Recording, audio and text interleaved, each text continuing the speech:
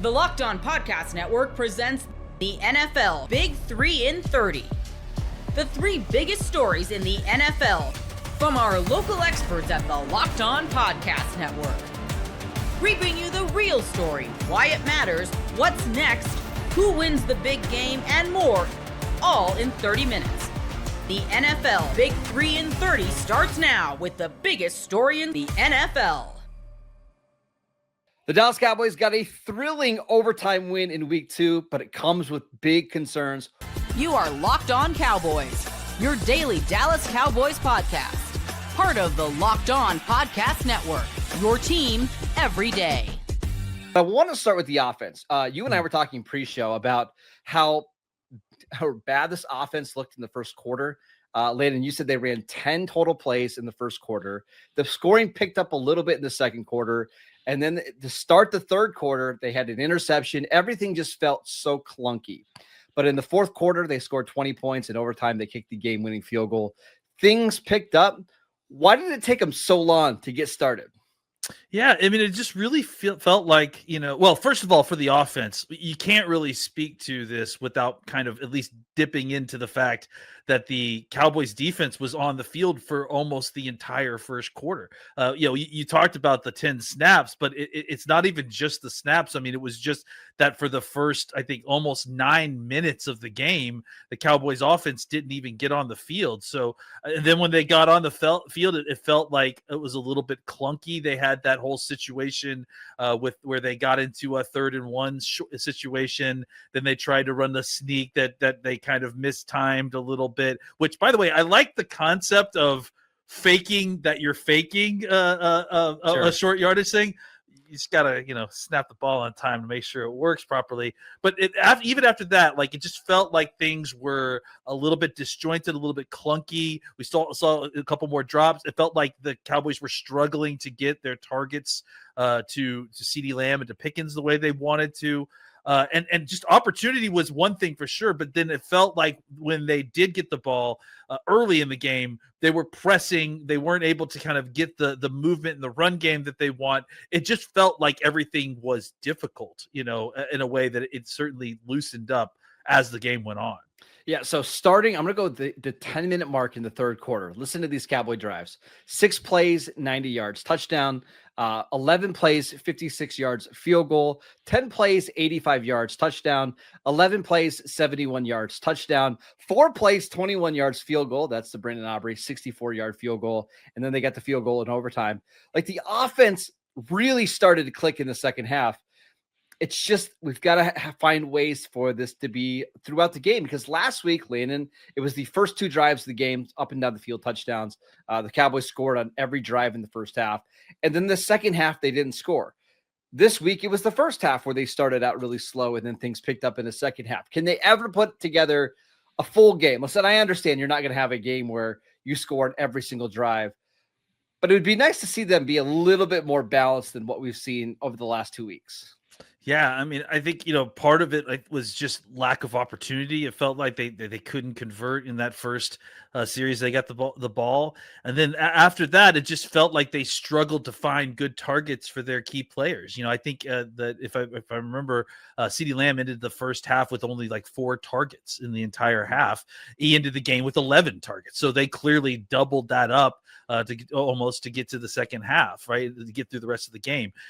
I think as the game kind of went on, they made adjustments to the coverage that was being played against them. And then you started to see not just the kind of DPI offense that you were getting from Pickens at a certain point, but actually completing passes to Pickens, right? And then completing passes to CeeDee Lamb down the field. So I just felt like early on, they struggled. They weren't necessarily trusting their tackles, right? They were trying to do a lot of short passing stuff early, and then it was a lot of kind of contested catch stuff. There weren't guys like running widely open. And then as the game went on, it felt like guys were able to break free a little bit more. They started throwing the ball a little bit further down the field, which I think helped guys like CeeDee and Pickens shake loose a little bit more. I think those early first half targets to Ferguson I think loosened things up a little bit more on the outside. And once it did, they were starting to hit them more with the kind of out routes, the crossing stuff, and the kind of deep 9 stuff to Pickens that even when they weren't completing it, they were getting very obvious deep. I mean, I was worried. I was worried about them just basically running out of defensive pass interference calls that the rest would just stop calling them at a certain point. But they were all so egregious that I was like, oh well. I mean, there's no way they're not. You kind of have to. Yeah, they're all wide out in the open, right? Yeah, I think part of the issue is that, like we said, the Cowboys got the ball for such a short amount of time in the first quarter. They couldn't quite figure out the way that the Giants were playing them, just because they didn't get a lot of looks. And I think as the game got on, as they saw how they were being played, as they saw the kind of schematic way that they were trying to attack the Cowboys, they were able to make some adjustments. And I will say, like, it does feel like good that the Cowboys were able to make those adjustments and kind of shake things loose in the latter part of the game. You would have liked to see that happen earlier, but I think, honestly, they just didn't get enough looks to kind of figure out everything early. I went back and looked 5 plays in the first quarter of this game for the offense. 5. I mean, it's crazy. Now we'll talk about why they only had 5 plays in just a little bit, but I did want to mention the running game because I'm sure we'll talk about Dak Prescott. Javonte Williams, 18 carries for 97 yards. He had that 30-yard touchdown, which, if you put like the over-under on longest rushing touchdown for Javonte Williams this year, I might have said like 9.5 over on FanDuel. But no, a 30-yard rushing touchdown. He also caught 6 passes out of the backfield. Javonte Williams is not, Saquon Barkley. He's not Jahmyr Gibbs, but he's been a pretty good running back through 2 games for the Cowboys. Yeah, I mean, 3 touchdowns in 2 games. We talked about it averaging well over 5 yards a carry this game.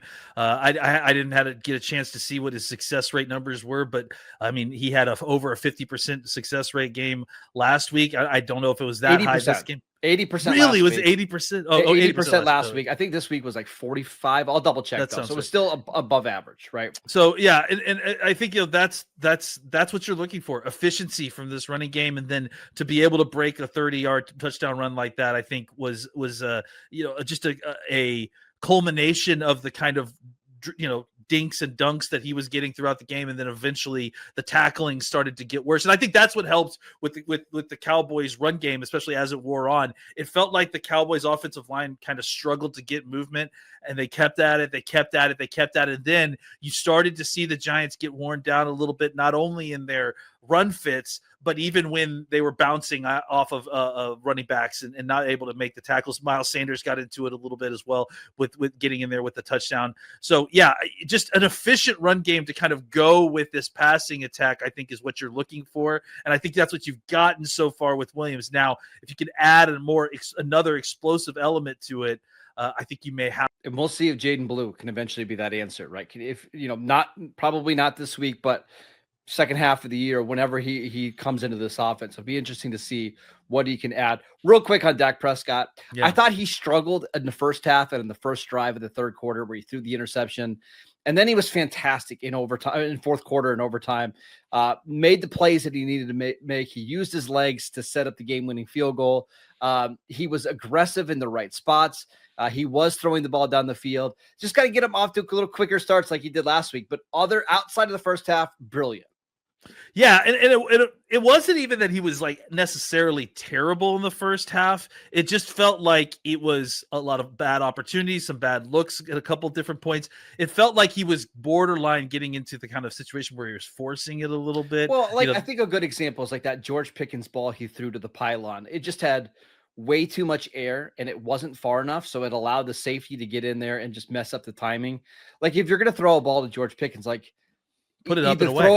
Throw it way up so nobody else can get it, or throw it to the back pylon so the safety can't get there. It was a lot of that little stuff. Or like right before half, throwing the ball to Ferguson for 3 yards and not getting out of bounds. So you can't even set up a field goal. Like just little miscues that aren't awful by themselves, but I thought they added. But again, he played so good in the second half that I don't want to kill him for that.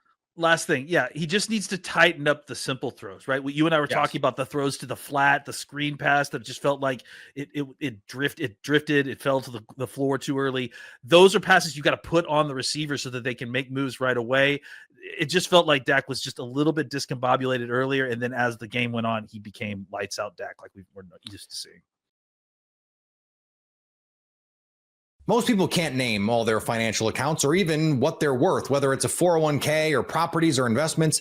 And when you don't have the full picture, you can end up leaving money on the table. That's why there is Monarch Money. It's an all-in-one personal finance tool that brings your entire financial life together in one clean, easy-to-use interface on your laptop or your phone. Monarch does the heavy lifting for you. You can link all your accounts in minutes, see clear data visuals, get smart categorization of your spending, and finally feel in control of your money without ever touching a spreadsheet. I linked all my accounts to Monarch and immediately spotted a few subscriptions I wasn't even using. Canceling those all can save you money every month. Don't let financial opportunities slip through the cracks. Use code LOCKEDONNFL at monarchmoney.com in your browser for half off your first year. That's 50% off your first year at monarchmoney.com with code LOCKEDONNFL. You are Locked On Lions, your daily Detroit Lions podcast. Ben Johnson? What happened to Ben Johnson? Oh, Lions, their offense is nothing without Ben Johnson. The Lions heard everything that was said this last week. Lions were horrible in week 1. All right, they were bad. Other than a late Isaac Tesla garbage time touchdown, the offense did nothing. Today they put, yes, a 50 burger on Benny Boy and the Bears. 4th down late in the game, starters in the game, up 45-21. 4th down and goal from the 6-7. Easy to just take the points, get a Jake Bates field goal, and get everybody off the field. But no. No hesitation from Dan Campbell. No hesitation from Jared Goff. They go for the 50-piece. They get it. Goff hits St. Brown for the 3rd touchdown of the day between those two. St. Brown jumps into the leap zone, and then he makes it easily. Goff's up there struggling to get up there, smashes into some little girl. But it was hilarious. The Lions had fun today, and they ran up the score. Ran it up on their guy, Ben Johnson, who in the offseason made a lot of comments about a lot of things. Ben Johnson was so amped up for this game and so focused on this game. He blew off the halftime interview with Megan O'Leary, the Fox broadcaster, the sideline reporter. They come out of the 3rd quarter. Megan O'Leary says, I tried to get Ben Johnson to talk on the way to the locker room. He ran right by me. But I did talk to Dan Campbell. Ben Johnson wanted this game so bad, but guess what? His team sucks. The Bears' offensive line is a joke. They're still a joke. They went on and got four new starters. They're all bad. The Lions attacked today. They ran the football. The offensive line won them this game. Special teams from the beginning of the game. First play of the game. The Santos kicks it off, and Jacob Sailors puts his foot out of bounds and fields the ball. That was a smart move. Put the Lions at the 40-yard line, kick out of bounds. Their kick coverage was better. Their punt coverage was better. The return game was better. Yes, Bates missed a field goal, but everything today was crisper and more sharp. And Dan Campbell said that after the game. We heard what everybody said about us last week. The train keeps rolling. They knew how badly they played, but they also heard some of the voices saying, I don't know if this team's going to be as good without their offensive coordinator. Heck, their defensive coordinator. I thought Calvin Shepard's defense was flying around the football today. 4 sacks on Caleb Williams. A huge pressure that led to a vintage Caleb interception. Lions got takeaways today. Lions didn't turn it over today. This is what I'm talking about. 52-21, the final. We will hit on the offensive line more, which I want to do. We'll hand out some game balls for you at the end of the day, at the end of the podcast as well. So excited to be with you today on Locked On Lions. This was a fun game. This was a game this team had to have with next week's daunting trip to Baltimore. Ravens destroyed the Browns today. And next week for Monday Night Football is not going to be an easy task. The Ravens have had the Lions number. We know that. You got the joint field goal that went through. You got the blowout a couple years ago. Remember this, though. The Lions have not lost back-to-back games since October of 2022. That's pretty good. That's real good. All right, Dan Campbell's teams bounce back. And today was so much fun to watch. It really was. And that third quarter where the Lions have been bad the last few years, third quarters have been an issue. Not today. Lions outscored the Bears 10-0 in the third. They smacked them in the mouth. Goff today had a near perfect passer rating, 156. He was 2.3 points shy of a perfect passer rating, which is 158.3. He goes 23 for 28, 334 yards passing, 5 touchdowns, wasn't sacked, wasn't picked, passer rating of 156. Jahmyr Gibbs near 100 yards on the ground. He had 94. 9-4. David Montgomery averaged 5 a pop, including a touchdown. Amon-Ra St. Brown, 100 yards receiving. J-Mo, 100 yards receiving. Tesla with the one-handed catch every week, baby. Every week. Tesla's got the one-handed grab. I can't believe I saw somebody today on Twitter say, who is this guy? What do you mean, who is this guy? Have you not been watching the last few weeks? Wake up there, pizza guy. Brocktober early on. Touchdown catch. Everybody got into the act today. Again, 4 sacks on Caleb Williams, who did throw 2 touchdowns, both to Rome Odunze. Odunze is really good. Lions had their problems with him today. 7 catches for 128, and he sat on my fantasy bench. But I loved the way this team came out today and attacked early on. They were aggressive. They were into it. They were physical. Now, again, we're all going to sit here and go, and I'm going to sit here and say it right now. Where was this last week in Green Bay? The Packers were the aggressors in that game. First series, first drive, you just had a feeling. And I know for a lot of the guys last week, it's their first time back out there. Tate Ratledge had never played alongside Penei Sewell in a game before, or Graham Glasgow in a game before. Tyleik Williams, who had 2 huge bat downs of passes today. This was his second game now. His motor was running. He was more into it today than last week, which was kind of like, oh, shoot, my first real action here. Right? And for the coordinators, for John Morton and for Calvin Shepard, they did a whale of a job today. Shepard was mixing up some of his looks defensively. They came after Caleb Williams. Brian Branch had a monster game today. And good news for those of you that didn't hear, Brian Branch said in the locker room after the game today was just a cramp.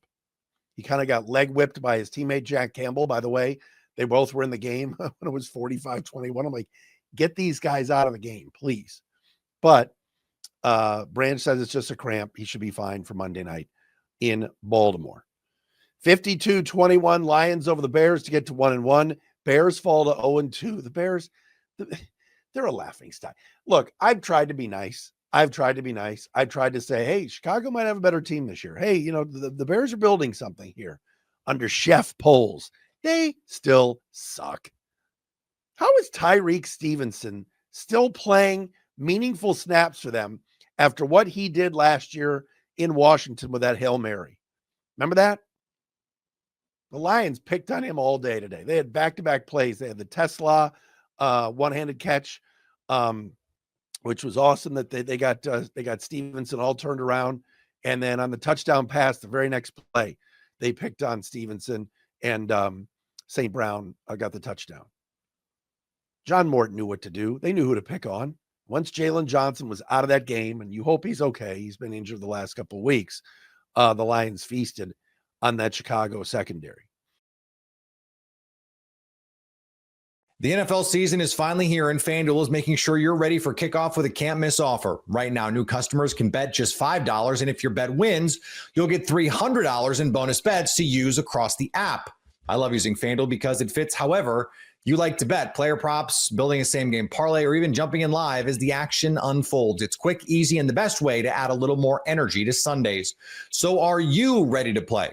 Download the FanDuel app now by visiting FanDuel.com to get started. That's FanDuel.com to place your first $5 bet.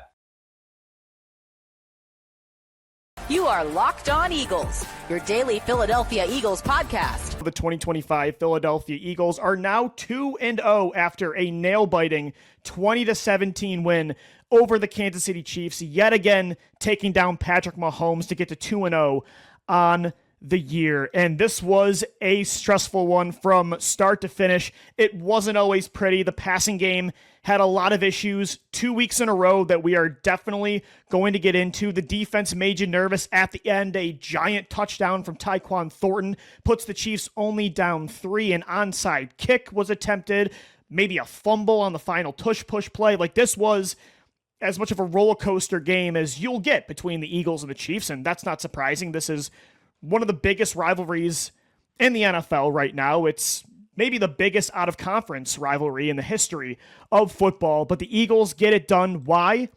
Even though it's not always pretty, things don't always work for this football team in the Nick Sirianni, Jalen Hurts era, but when it has to work, it works. They always find a way to get it done when it matters most against the best of the best. Like, not just their clutch against the Dallas Cowboys or the Washington Commanders or the lesser teams they play on their schedule. No, this is the current dynasty of the NFL and the Kansas City Chiefs that have won 3 Super Bowls, have been to 5 of the last 6 games that compete for the Lombardi Trophy.